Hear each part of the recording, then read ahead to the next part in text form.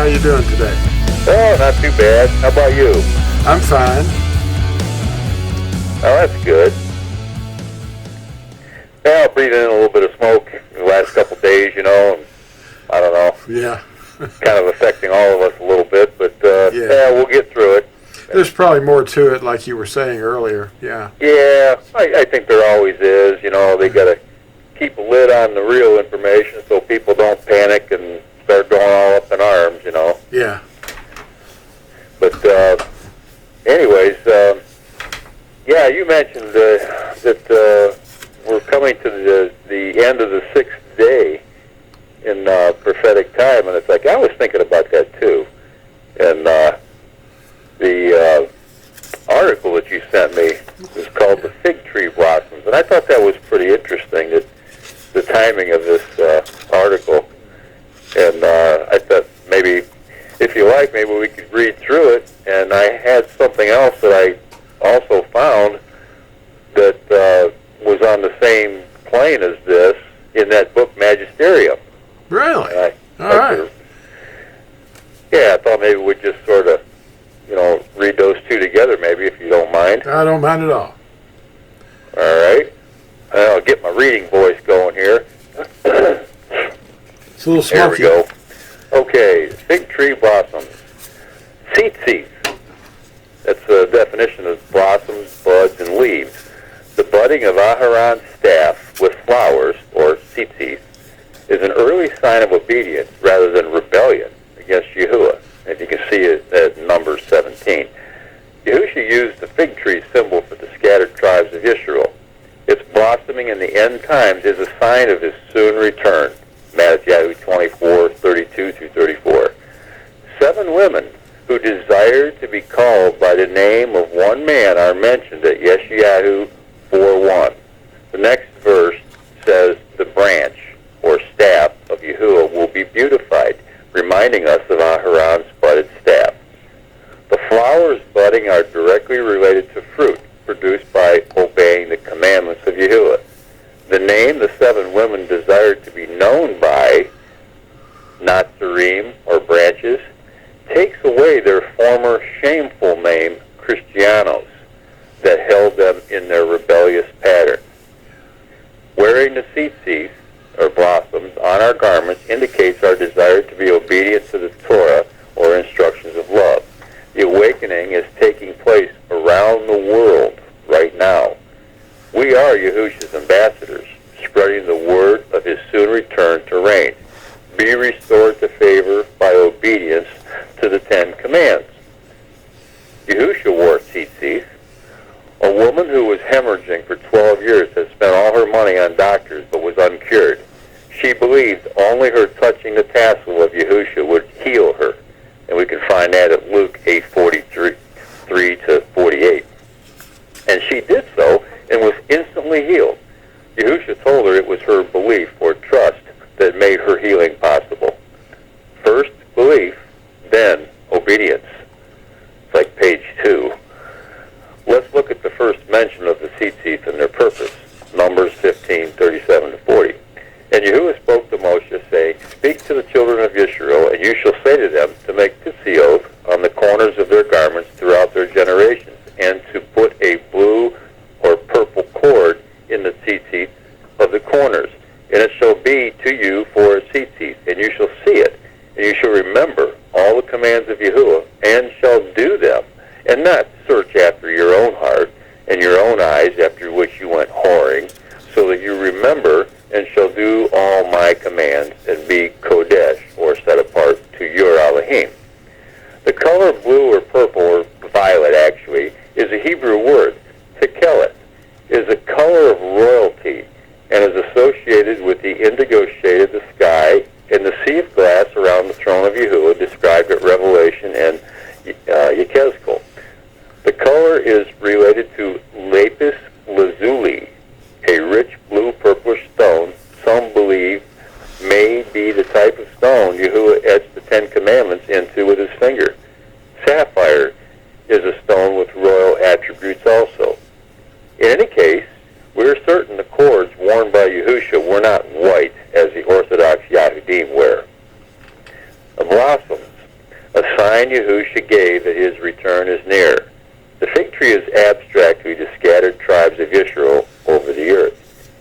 we return to obedience, we are showing signs of his life in us and the restoration to favor. His fruits are appearing to come back in our behavior. The blossoms that appear on fruit-bearing plants are where the fruit grows. We are being pollinated by the Ruach HaKodesh to bear fruit as he prepares his bride to receive him at his second coming. Now, Aharon's rod at Numbers 17, 1 through 8 reads like this. And Yahuwah spoke to Moshe, saying, Speak to the children of Israel, and take from them a rod from each father's house, all their leaders according to their father's houses, 12 rods. Write each one's name on his rod, and write Aharon's name on the rod of Lew White, for there is one rod for the head of each father's house. You shall then place them in the tent of meeting before the witness, where I meet you. And it shall be that the rod of the man whom I choose buds, and I shall rid myself of the grumblings of the children of Israel, which they grumble against you. And Moshe spoke to the children of Israel, and all their leaders gave him a rod each, for each leader according to their father's houses, 12 rods. And the rod of Aharon was among their rods. So Moshe placed the rods before Yahuwah in the tent of the witness. And it came to be on the next Yom that Moshe went into the tent of the witness and saw that the rod of Aharon of the house of Lewi had budded and brought forth buds and blossoms and bore ripe almonds. Now, grumblers and complainers were not going to enter the land, so their bodies fell in the desert. For complaining about having no meat like they used to enjoy back in Egypt, Yahuwah gave them more than they asked for. Be careful what you wish for. And it made them sick of it, and they choked on it. They died with it from eating it. The fruitful or obedient would inherit a land of milk and honey. Eye has not seen, and ear has not heard, nor have entered into the heart of man what Yahuwah has prepared for those who love him. That's in 1 Corinthians 2:9. Those loving Yahuwah obey him. When we joyfully obey from the heart, he knows it. If we act like we're inconvenienced to help others, it shows on our face. But Yahuwah looks on the heart, and he knows our intentions. The disobedient turn away from listening to his instructions and follow shepherds who are not sent by him nor obey him. And Yirmiyahu 23:18-21 says, For who has stood in the counsel of Yahuwah and has seen and heard his word? Who has listened to his word and obeyed it? See, a storm of Yahuwah shall go forth in a rage, a whirling storm. It whirls on the head of the lawless. The displeasure of Yahuwah shall not turn back until he has done and established the purposes of his heart. In the latter days you shall understand it perfectly. I did not send these prophets, yet they ran. I have not spoken to them, yet they prophesied. When the leaves begin to appear on the trees and the bushes, it's a sign that the roots are springing to life. The scattered tribes are turning to obedience in all the places where Yahuwah scattered them. Yahusha told us to watch for this sign of his return at Matthew 24:32-34. And learn this parable from the fig tree. When its branch has already become tender and puts forth leaves, you know that the summer is near. So you also, when you see all these, know that he is near at the doors.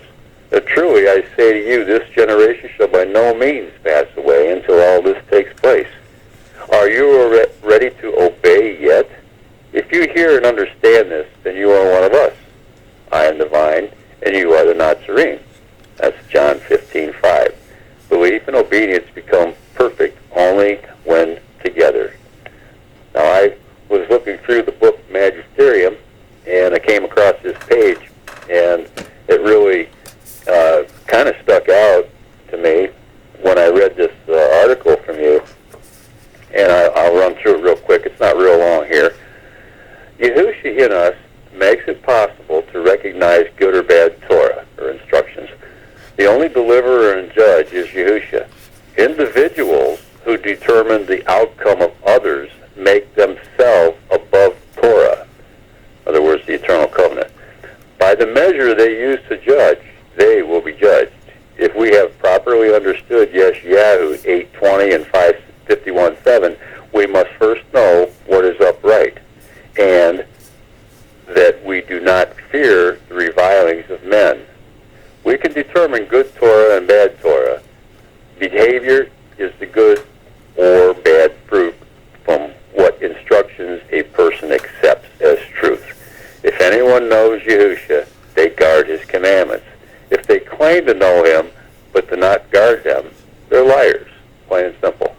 Most people are following the dragon into oblivion, and that's why Natsarim teachings sound ridiculous to them.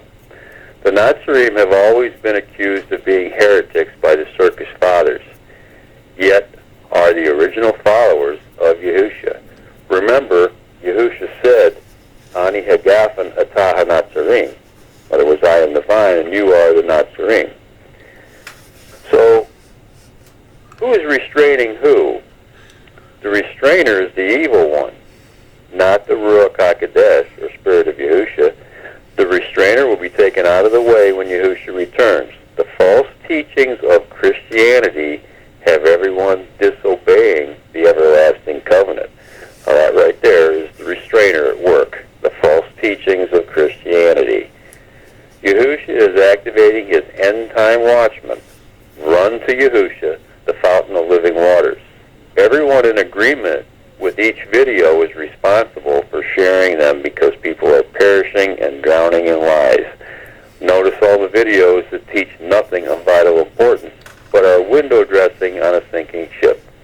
To the Torah and to the witness, if they do not speak according to this word, it is because they have no daybreak. Now that says a lot right there. And there are so many false teachings out there, especially these, I don't want to call it, it's spiritism or spiritualism. It's like this one world religion, anything goes. And all you got to do is just love and accept each other, but there's no set doctrines that you have to follow. And it's just attracting people left and right from all walks of life. And that's the broad path of destruction.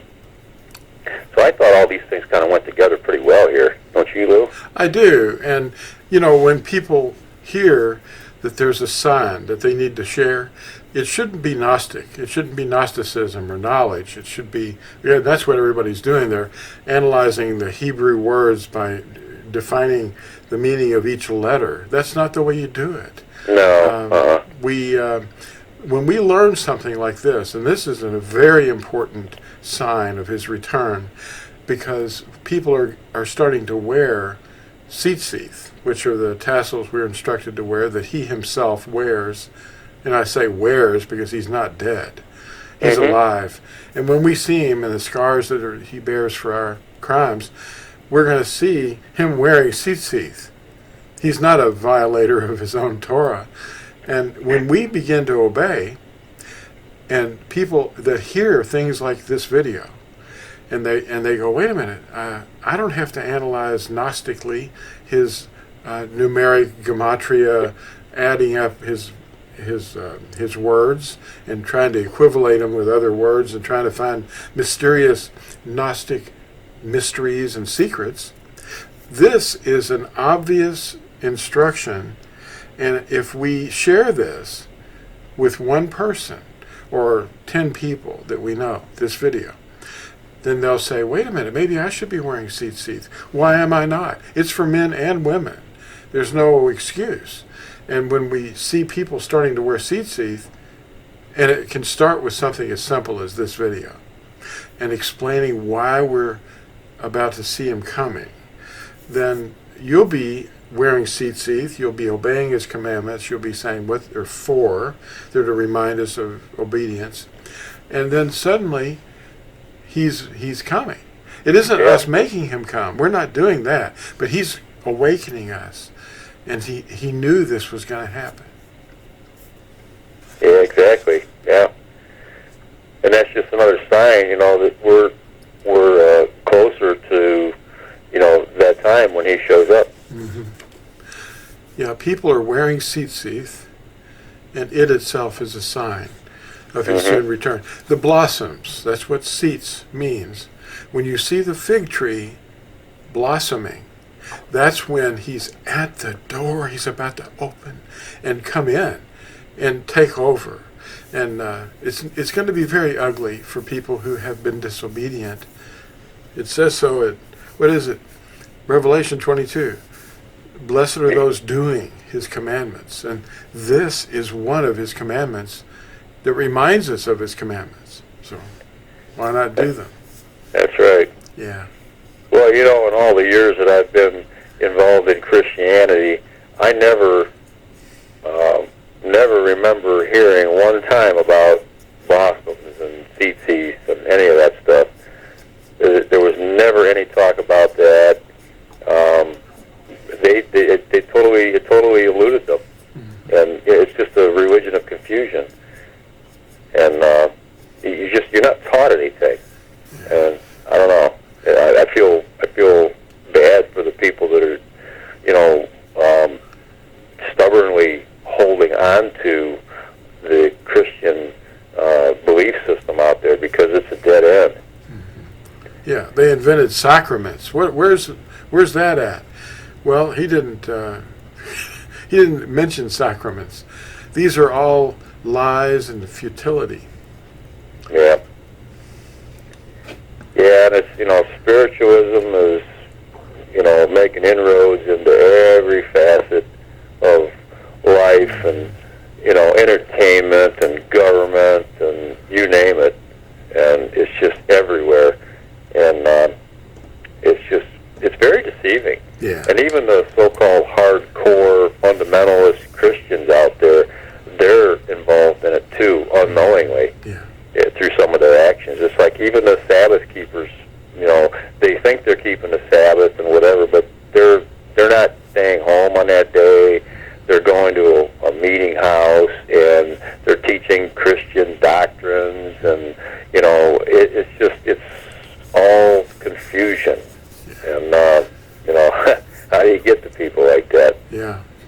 Well, they're blinded by their teachers who want something from them that they don't realize. It's like it's hidden in plain sight, you know, what's happening. You know, they have crosses and other blended forms of Hinduism, and they don't realize what's happening. Even though they're doing something on the correct day and identifying the Sabbath, they're missing the biggest part of what obedience is all about. Well, what they've done was they've taken a doctrine and they've made a religion out of it. Yeah, that's what they've done. And, you know, and then there you have the other ones that are the offshoots of the organized groups out there that are talking about this, you know, National Sunday Law. You know, they're going to start enforcing this Sunday law and this mark of the beast and everything. You know, that's old hat. It's been going on for years and years and years, and they're looking for something to come on the horizon that's, you know, it's a distraction. And the thing is they don't know that it's a distraction, keeping them from the simple things that we just talked about today, about the blossoms.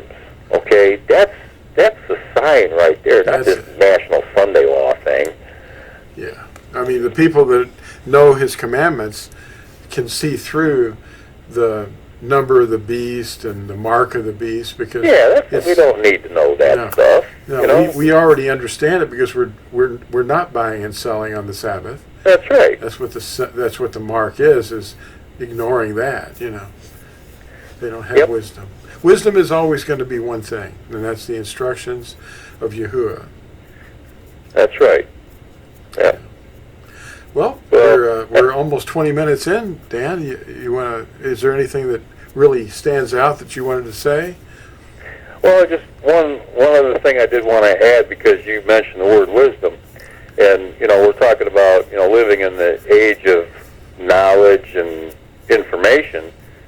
None of that is of any consequence unless it is seasoned with wisdom. You can have all the information and all the knowledge in the world, but if you don't have wisdom, you're going to come up empty-handed. Yeah, and the goal is love. That's what we have to remember. We don't tear one another down. We build each other up with knowledge and understanding of His Word, and that's what we do. So that's right. We love Him that much. Others. Yeah, teach others. So share the video and see if people will, if 1 out of 10 people will start wearing their tzitzit, men or women, then we've accomplished our mission on this topic. But we're not single doctrine people. We embrace all of the Torah, every word that proceeds from the mouth of Yahuwah.